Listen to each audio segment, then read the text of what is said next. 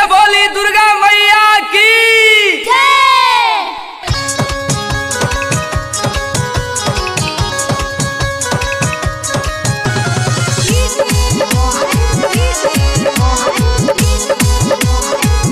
जो है मेरा हीरा ठाकर नजरिया कबे से बनी इंतजार में जो है मेरा हीरा ठाकर नजरिया कबे से बनी इंतजार में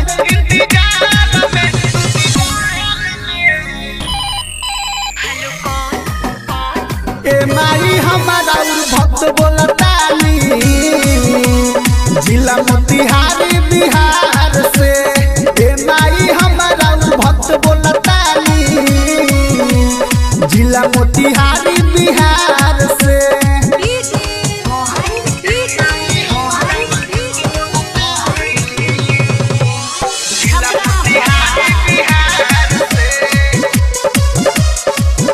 मिक्स बाय चंदन पांडे।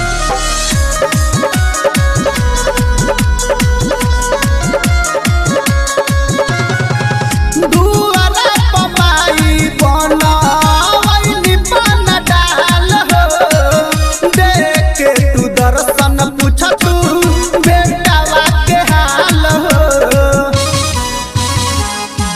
ए माई दुआरा पमाई बनवैनी पान डाल हो देख के तू दर्शन पूछ तू बेटावा के हाल हो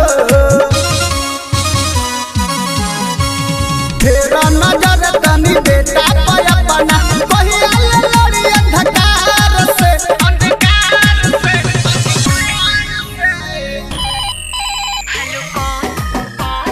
ए माई हमारा भक्त बोलतानी जिला मोतिहारी बिहार से।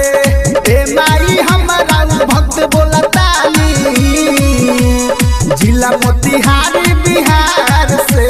Mix by Chandan Pandey.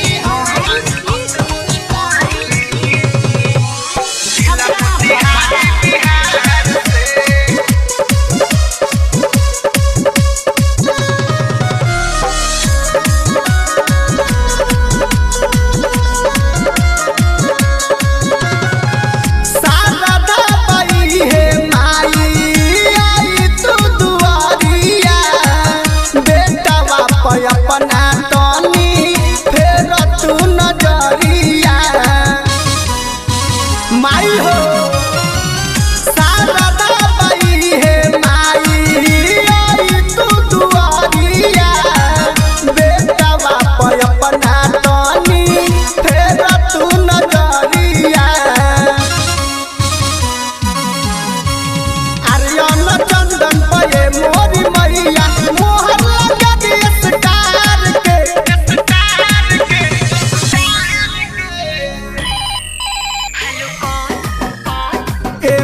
हमारा भक्त बोलतानी जिला चंपारण बिहार से।